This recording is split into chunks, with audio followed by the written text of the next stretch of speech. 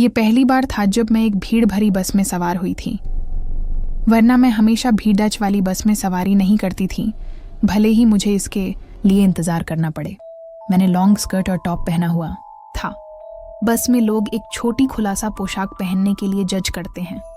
भीड़ थी, लेकिन चूंकि मुझे 10 मिनट में नीचे उतरना था, इसलिए मैंने सोचा कि मैं विश्वविद्यालय क्षेत्र नॉर्थ कैंपस DU से गुजरेगा, इसलिए यह सुरक्षित था। मैं गलत थी।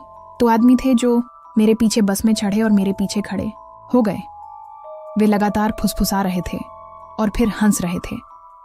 फिर उनमें से एक मेरे बहुत करीब आ गया, लेकिन नहीं, वे अपनी वासना को संतुष्ट करने के लिए वहां थे।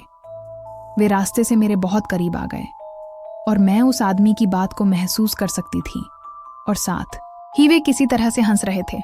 अब मैं समझ गई थी कि यह भीड़ के बारे में नहीं था, और अगर मैं चुप रही तो वे शायद किसी और लड़की के साथ ऐसा करेंगे जब मैं नीचे उतरूंगी। मैंने उस आदमी में से एक के हाथों को खरोंच दिया जिसने पोल पर हाथ रखा था। मैंने नाखूनों से खरोंच किया, बहुत जोर से। वह चीखा।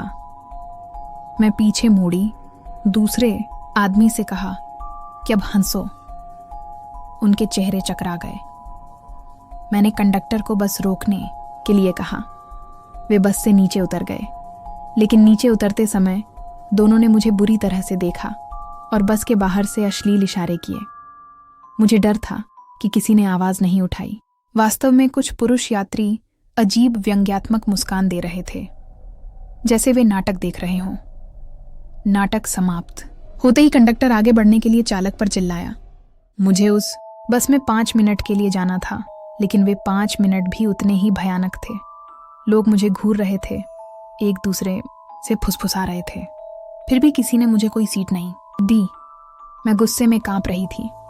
मेरी आंखें गर्म आंसुओं से भर गई थीं, लेकिन मैंने रोना नहीं चाहा, इन कायरों के सामने भी जो इंडिया